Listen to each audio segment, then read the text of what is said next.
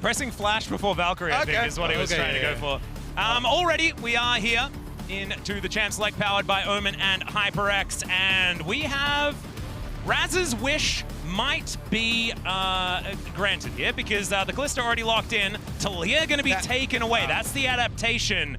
We'll see whether Senna is still going to be locked in here, and it should be. I think this is a huge adaptation. The teams that have not had super high priority on Taliyah have all been punished. That you need to slam this champion, especially when the Ahri, Orianna, Azir are banned. So really good adaptation, I think, here already for T1. We'll see what Faker can do on the opposite side and what Knight's answer will be into it. Yeah, we're going to get the Renata at least first anyway, but I'm curious because, I mean, you're already seeing Ori, Azir, Taliyah, Ahri taken away. You're kind of going down into the next tier of them. Maybe it'll be something like a Nico that he just decides to go back towards to make sure that he's going to be okay. But I think you do have to take mid lane here. Otherwise, you end up in a position where you just ban away even more of these picks. But LeBlanc has been a very strong pick for Knight for a very long time. And he may just bring this one out here. Has certainly worked in the past into a Taliyah, but the pick away on the Cassante. Finn, he hasn't lost on this champion yet. Zeus was handed his first L on it in the last game. We'll see whether it's going to be a blessing or a curse here. For T1 though, I feel like you could still take a counter pick here for your top lane. Kerry has shown he plays so many things with Senna. Well, this is the thing, like, because you can't ban Maokai, Tahm Kench, and Ornn, which are all of his Senna champions. Sejuani as well, just... Yeah, that's true. Like, Poppy would be fine, I'm sure. But instead, the Tahm Kench will be locked away, and we'll see whether Gumayusi Kerry are going to have a better time in exactly the same lane matchup in game number 2.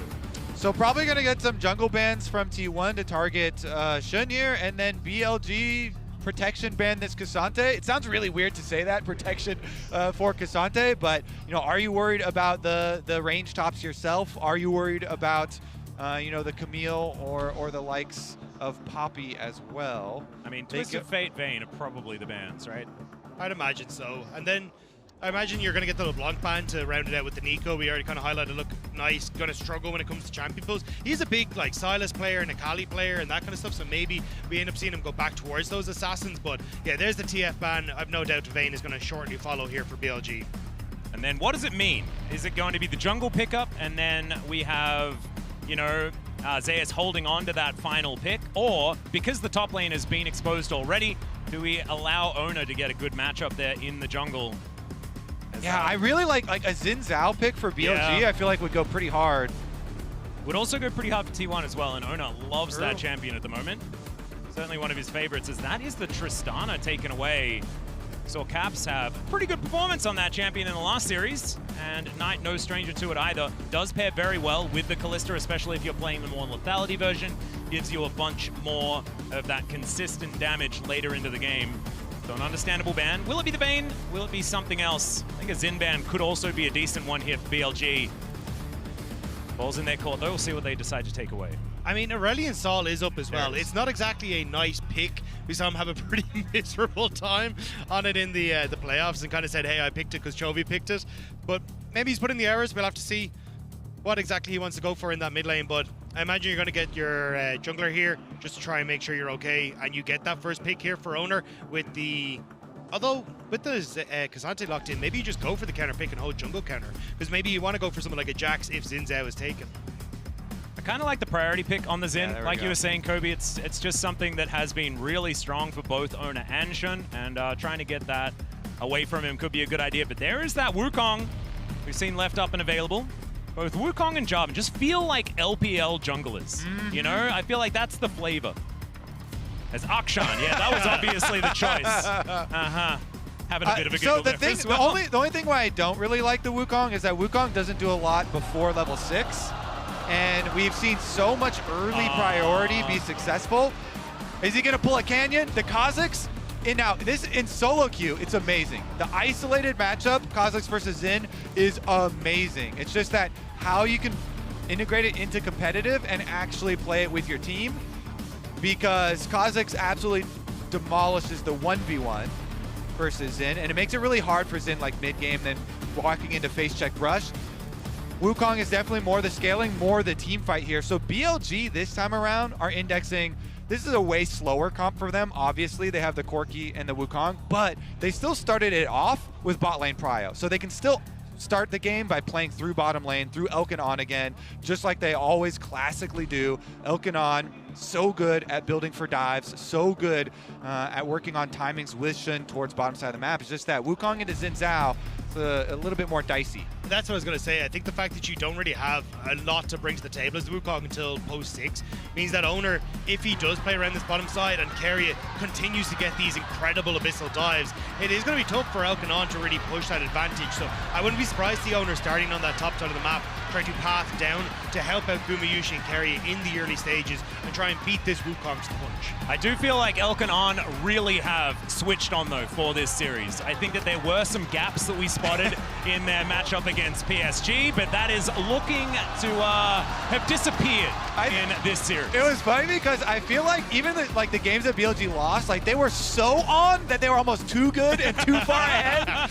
They were crushing too hard, and then they threw some leads. Let's see. It just wasn't the practice they were looking for. Yeah. You have to make sure that you get your reps in before you go to the next matchup. So 5 games were necessary.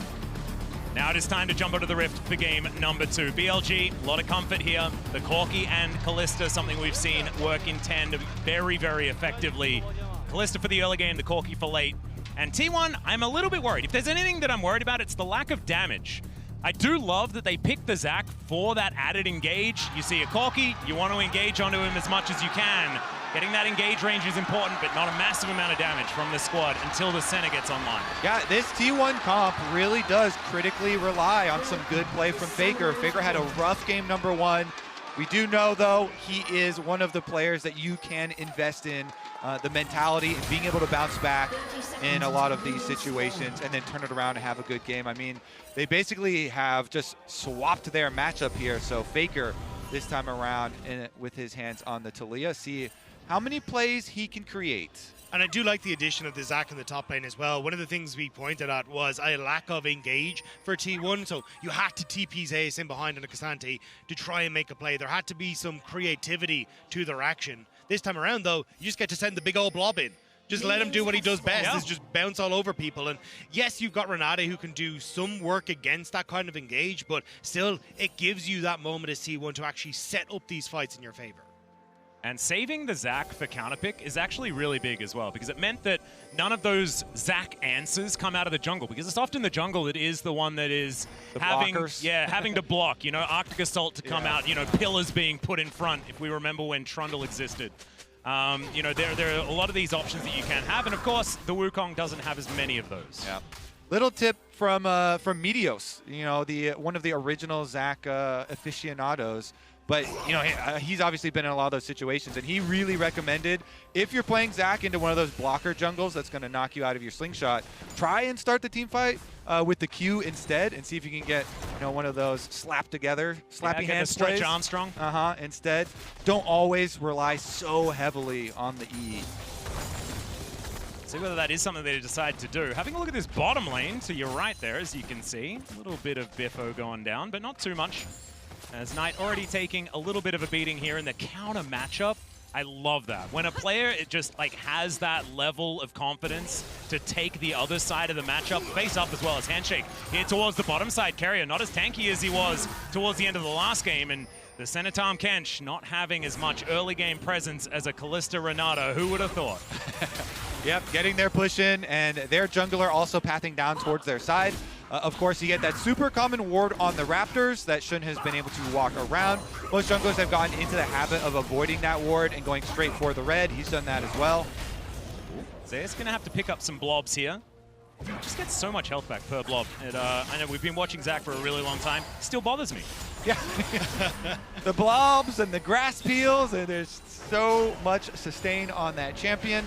Obviously emerging as one of these really high prio tanks that can transition into the later stages of the game. And alarmingly large burst damage for the backside as well. I'm just glad we got rid of Rek'Sai, because that was the biggest problem. Yes, that's true. That is very true.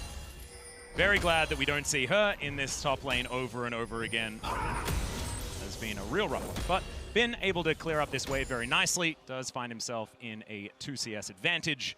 as these waves do meet. Ona coming up towards his top side to see whether he can affect anything, as So is all of the camps are Shun. now down. Shun wants to go check on this Scuttle Crab here. He does not have mid priority, and topside is about 50-50 right now.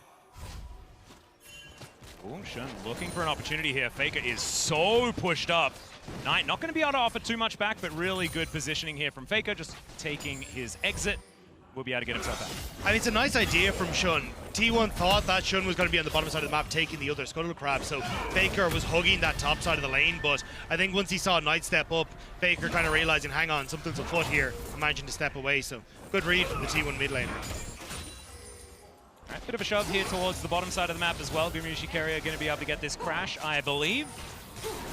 We'll be able to escort the wave in before they do decide to go back. So a much better start, you could say, here for T1, moving to a slight gold advantage as well with the amount of extra farm they've been able to pick up. Yeah, definitely way, way better. I mean, Faker has not been able to solo kill Knight in the matchup, but he does have a CS lead here on the Talia, and both of them using their teleports to get right back out. Owner with the deep wards, replacing those wards in the bottom side jungle. I mean, this has been one of the critical plays that has found T1 success as bottom lane going for another trade.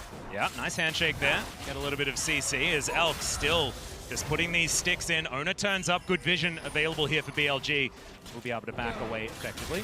This is something that we saw in their previous series too there, where T1, around the 4.5 minute reset timer, they'd get that second layer of wards in your jungle to spot out plays, and they've done a lot with that extra information. Shun, though, is on the opposite side of the map, and has been able to actually avoid them. I just want to point out the ward that was on blue plus Gromp now just expires for T1, but they'll know the respawn timer there, and Shun is going to be able to steal away Raptors and possibly make another visit at Mr. Faker. Yep. If at first you don't succeed, try again. Level 5, though, doesn't have the Cyclone to lock Faker down, and Ouch. will instead just take a volley threaded into the back of his noggin. That is a nice double seismic shove from Faker there, who really did not like how game 1 went, I don't think. Yank me again! Yeah, exactly. There's going aggressive, and I almost thought that this was going to be a consequential fight on the top side of the map. I'm sorry, Kobe, I shouldn't have done that. Wet noodles aplenty. Nicely done, though, by Faker to actually get some pressure there, because again, this opens up Owner to start to move in towards the Rift Child. Shun, though, going to try and respond by diving bot side, and Gumayushi's very low.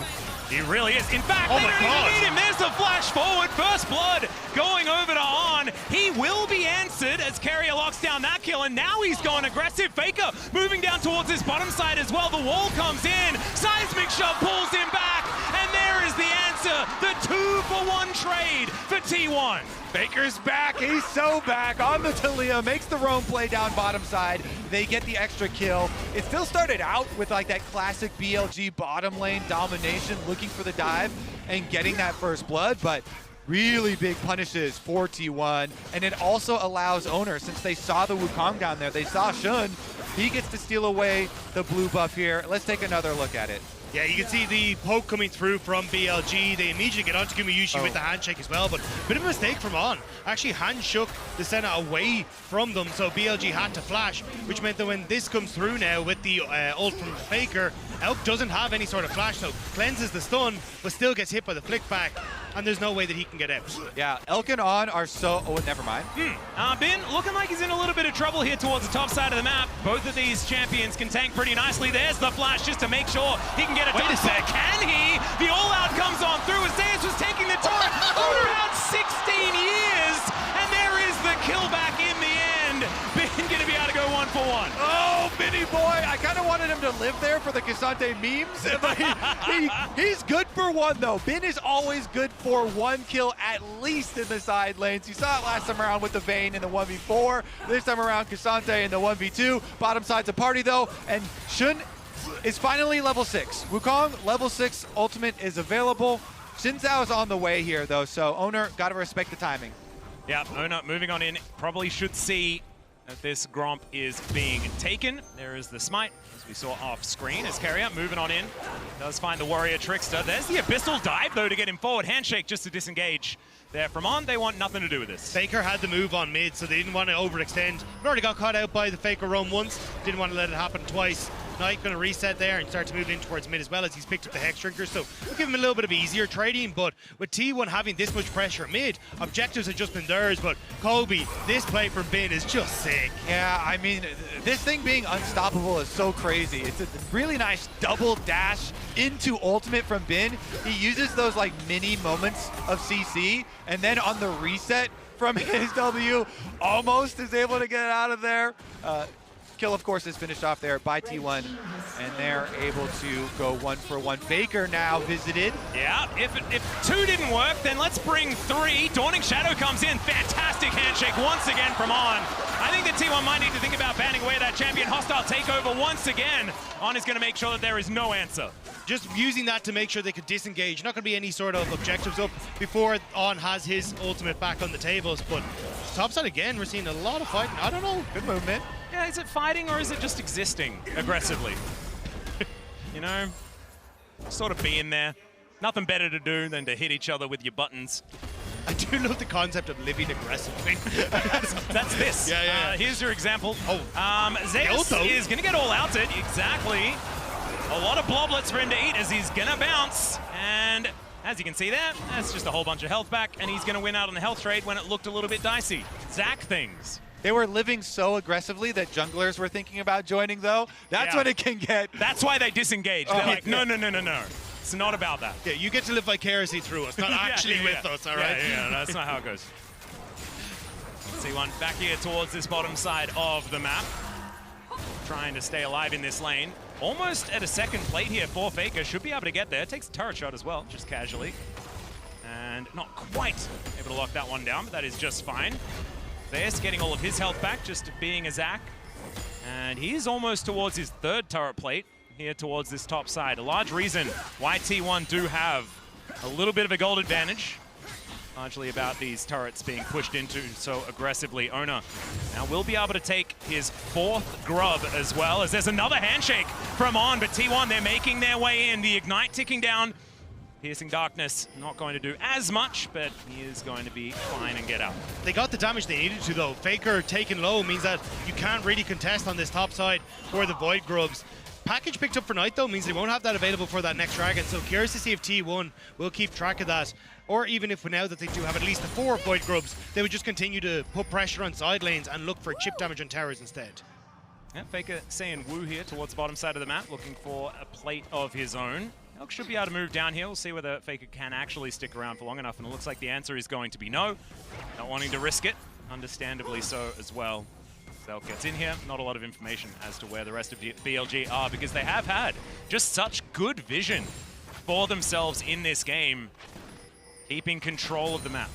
And I believe On just walked over that control ward. Maybe he didn't pass through the brush, but that deep control ward that we saw placed by Owner super long ago in the BLG side of the jungle, still standing there. He must not have actually touched it.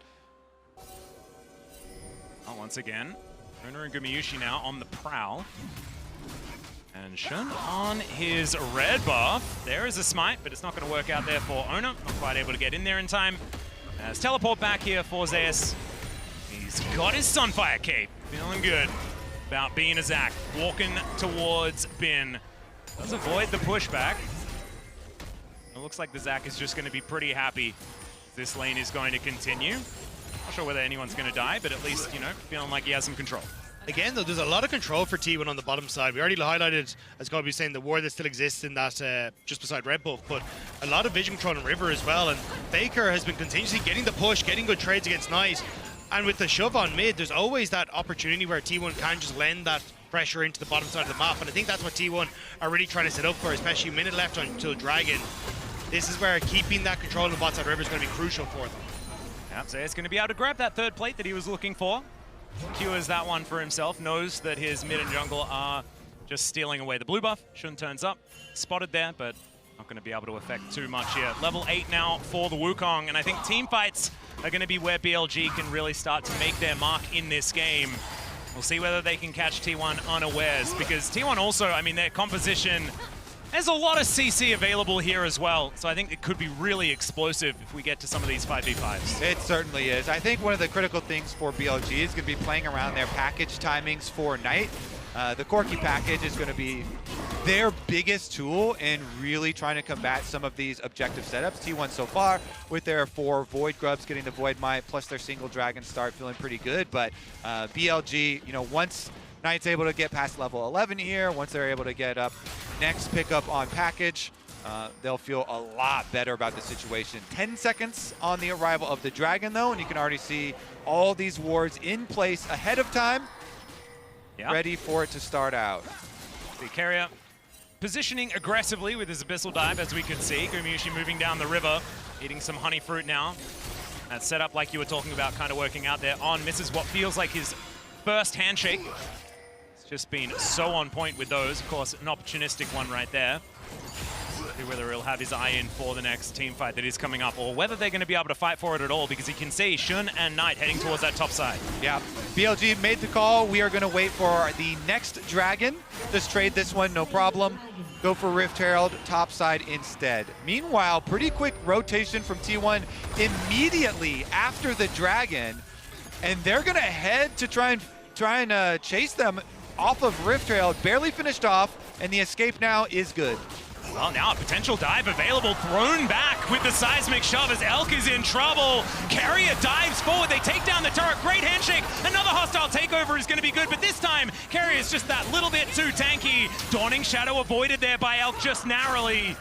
They do get themselves out, but the prize is there for T1. They're able to take down that turret. Another seismic shove barely avoided here by On as BLG find themselves on the back foot, having to use that teleport to defend. Elk was just the cherry on top. T1, really smart play. Go in towards mid, cut BLG off from regrouping underneath the mid lane tower, so they managed to get it. The fact that you end up getting summoner spells from Elk as well is just an extra little bit on top, and fantastic stuff for them to actually keep that at bay, because BLG, we talked about already, had used the package to contest Void Grubs, so didn't have it for Dragon. So T1 just trying to force while they are further ahead, especially with those first item completions coming through for them. Still very, very close. This game feels like it's just the 2 Dragons that are in it here for T1, and Knight is getting more and more scary. Doesn't have his first item completion just yet. Corki, of course. 3 is probably the sweet spot. You want that level 16 as well, and certainly going to be one of these things to look out for in the late game. Faker wasn't allowed to get there in game number 1. This one feels like a bit of a slower game. I think On, though, has been the standout for me in this game. The fact that you end up consistent with these handshakes, the hostile takeovers have been great. And he's been a player that has struggled a lot with, at least in the beginning of his career, with how aggressive he was to go. He had a great mechanical style to him, but lacked the macro understanding of where he needed to be and what he needed to be doing at all points in time. But now he needs to use it again, because Knight's in trouble topside. He certainly is. Yeah, this is a rough one. There's a seismic shove. It's going to miss, but it gets the flash. Knight now in trouble. He's surviving for a long time. The Gumayusi, he'll have the range. Bailout not quite going to be there. Arizona locks down that kill. Knock up after the cleanse. It's a disaster for Elk. T1 take 2. Seismic shove once again onto On. That is not going to be another kill. A third would be a bit much. Huge picks here for T1. Enemy jungle's on bottom side of the map, and so they overloaded up here, almost baited in by trying to get the bailout for Knight here.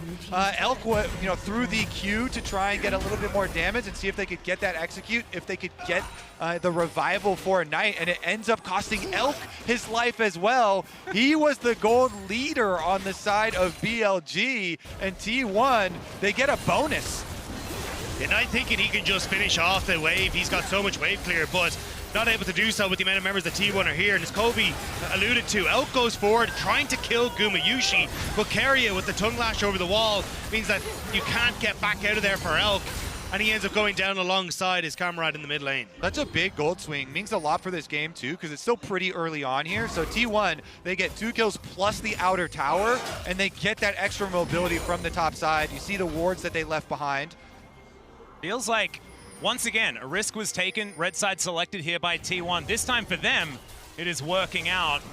As at the moment, it's looking like we're heading towards a 1-to-1, but this could be a pick here for BLG. Carrier having to flash to get himself out of the way.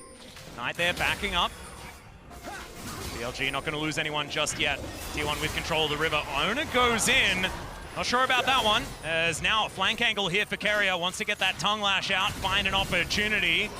As Knight not going to get hit by that one. There's the Fates call. Dawning Shadow flies forward once again. This bottom lane is in so much trouble. The hostile takeover again is phenomenal, but used very defensively here. As T1, they own this jungle. And now they own the mid lane as well. T1 forcing BLG into that top side means they can get that tier 2 tower that they already set very low. Knight alone under the tower. Faker considered using the Weaver's Wall, but T1 are just going to march their way down the mid instead. Really good job keeping up the pressure here, defending the vision that they have placed. T1 always one step ahead, placing these deep wards, then continually attacking BLG. On the bottom side too, they were hoping that Bin was going to be able to answer on that tower, but it's still too healthy. He cannot afford to stick around, so BLG do not get anything back cross map. And now BLG are going to be forced to fight T1. Dragon in 20 seconds, a third Dragon for T1. You can see Knight can reset and look for the package. Going to try and shove out topside first, but this is where T1, if they win this fight, they can basically guarantee themselves the game off of how much they can take off the back of this. Yeah, so much map pressure just inherently by being able to pick up that soul point. Now that Dragon has spawned, teleport into the mid lane for BLG to make sure they keep some semblance of control, and it's alongside a package here as well for Knight. Rift Herald, they're throwing the kitchen sink at making sure this soul point does not go over to T1. They have control of the river. Yeah, Carrier's going to have a really good Devourer in this team fight, because you really have to worry about rank 2 ultimate from Wukong, who's got the level 6, or who has the package on Knight. Is he going to go? Weaver's Wall going to try and split this fight up. There's a seismic shot. Knight, he hasn't used the package. He tries to use it defensively, but it's cut off. And now there's Stretch Armstrong. He dives into the pit. The Drake is secured here for BLG, but T1 are just rolling over the top. Ben, he can't Cassante his way out of that one. And it is an ace almost, as On is the only one that survives. And Baron, T1 just absolutely wiped them. Knight chokes it. Faker goes in on the Talia, and it is a clean sweep. Well, I think we should have known. Talia, hard counter to Corki. It's impossible to play that matchup, and now we understand on both sides, just don't do it. Oh. Gotta say, it's not the first time we've seen Knight struggle on an international stage when it came to having these moments where he can pop off, tries to hold the package because he wants to get massive value, but instead gives his life and gets nothing for it. The CC chain from T1 is perfect, and immediately Zeus sees his opportunity, leaps into the pit. Dragon be damned. T1 want the lives of BLG, and they're handed on a silver platter. Yes, they are. They're like, oh, great. We get this objective. We get Baron as well. A little bit of this. It's a buffet, you know? Yeah, it's beautiful. Wow. That is just the first Drake as well, going over to BLG. Denying Soul Point, absolutely fantastic. Doesn't really solve the problems, though, because look at that gold lead. It has just exploded. Now 5,000 to the tune of T1. Zeus is a brick wall on this Zac as well. Good to see that Zeus is one of these players that's had a bit of a rough split. I think we've spoken about it many times throughout this tournament so far. But I think his Zac, his Vayne as well, his Twisted Fate have looked absolutely fantastic. And although he wasn't able to quite get over the top against Keen in the final versus Gen G, I think Zeus has still been very, very good, especially on the Zac. The Zac is just, if you pick Zac in the right spot, I feel like it's one of the most unanswerable champions. And he's got the unending despair as well for the extra long healing and sustained Zac gameplay. Meanwhile, the rest of T1, though, they're going to 4-1 split push that Zac in mid lane pushing up. And they just have to slowly and surely here with the Baron buff whittle down secondary tower. Zeus is going to get that mid lane all the way up to the inhibitor tower before joining. Yep, T1 just playing it very, very slowly, waiting for that minion wave. Should now be able to walk up and get some extra damage onto this turret. There's the rocks, they go down. That means there's no way to counter engage. T1 will take this bottom inner turret. Just the top one remaining as far as that second round of turrets are concerned. And 5-0, the global gold advantage here for T1, just massive. This is feeling, it's feeling just about as doomed as game one did on the other side. But that's the thing, is like, how do you try and come back from this as BLG? You don't really have a side lane threat that can really do particularly much. Knight is going to struggle to clear out these Baron up creeps. At any point in time, Faker can wall you off from your own base, and they can start to take these turrets as well.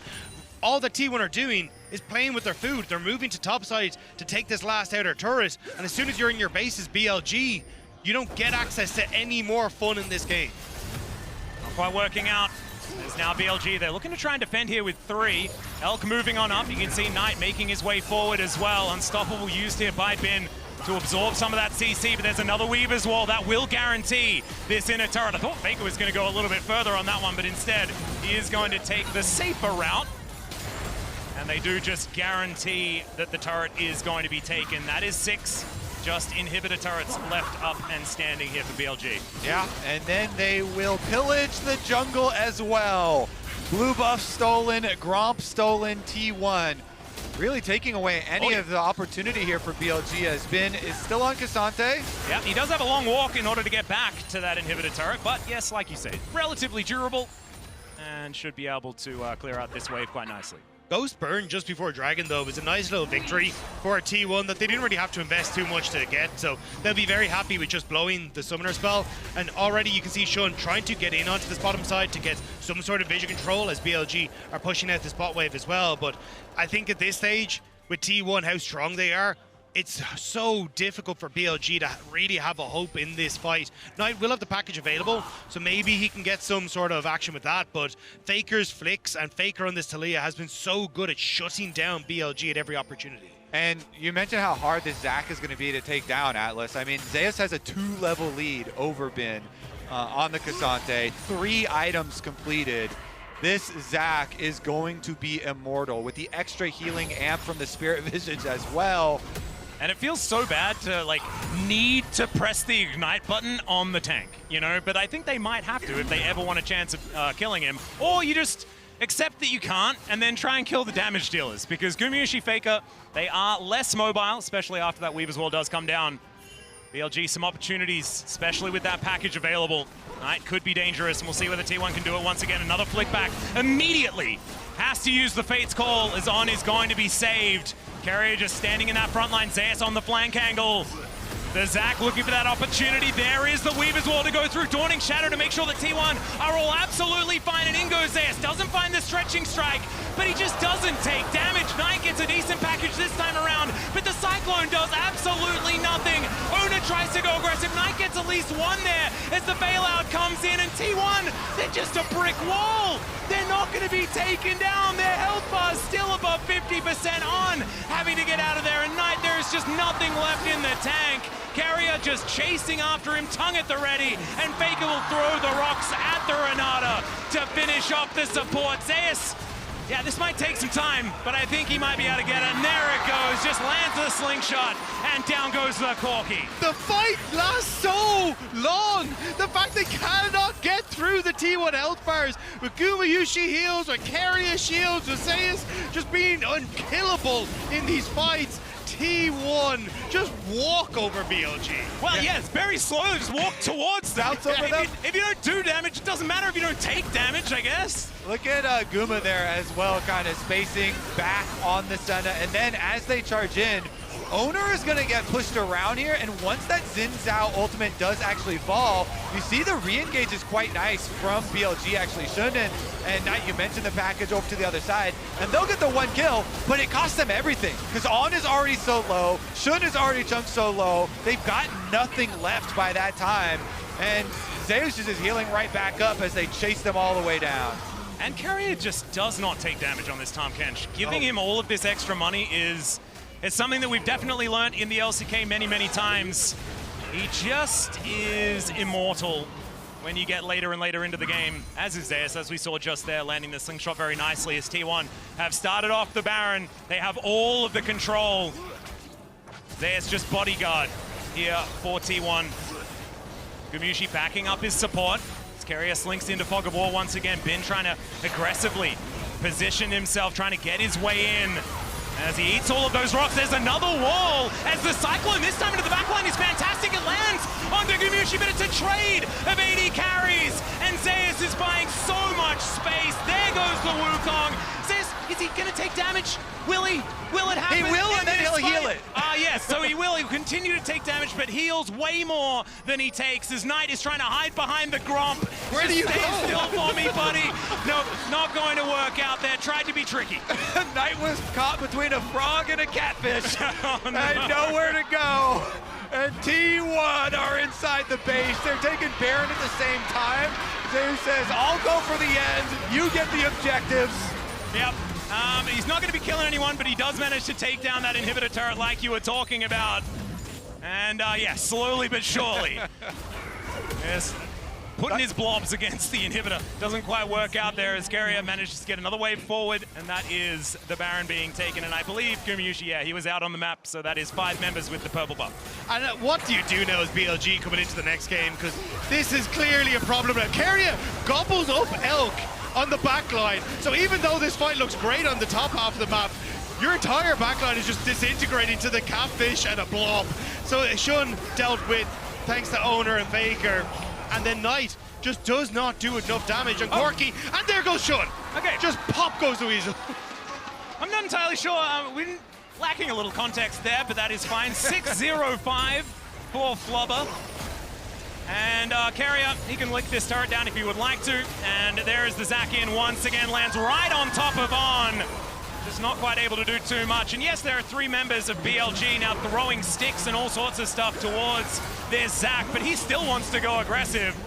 Bin moving forward, and he is very, very tanky, but T1 just looks undeterred. They will be able to take the inhibitor towards the bottom side of the map. Just 1 inhibitor remaining, and Faker, he's ushering a minion wave towards that one as we speak. There's just no stopping them. T1 will get to take everything that they want. Top wave collected, now going to start to move in. And Zeus can engage from so far away that the second BLG show, Zeus can go in. He's rooted. Is Zeus going to go for it? He wants the Q instead. Honor kills the creep, come on. Well, T1 now have a minion wave towards this turret. Still looking for a dive attempt. Weaver's Wall does come down. That will guarantee this one. Very textbook here for T1. They'll lock that one down. Now they go aggressive. In goes Zeus. Does get Elk out of there, but now they might have an opportunity. The blob is finally going relatively low. Still has cell division. I'm pretty sure that we haven't seen it so far this game. Flash out as Shun has to avoid the seismic shove. The inhibitor does go down now, and BLG, they just can't get any lethal blows onto T1. Yeah, they jumped the front line pretty low, but they're going back in. All right, Zeus, he still has 100 health, so he may as well go in. There it is. Stretch Armstrong comes down. The cell division coming on forward, and he gets devoured. Never you mind. Zeus still has the passive up and available. Oh my God. This is just absurd. Bin going down very low. The Nexus turret's not going to last, and T1, they will even out the series against BLG. T1 bounce back. Faker gets his turn with the Talia, and the unkillable front line steamrolls BLG. And now you have to go back to the drawing board as BLG, because this was what you left open. This is what you thought coming into game 2. We can make this look very similar to the first game of this series, but T1, they bounced back and they looked fantastic in game number 2. Man, this was a much better look. And you mentioned back to the drawing board. That's where T1 just came from, right? And so now a much more even series. Exactly what we wanted, and gonna be my first, not 3-0. Let's go! I'm absolutely psyched about that, but let's head back over to the analyst desk to break that one down. We totally agree, of course. Let's bounce, I guess, from the side of T1. We talked about how much would they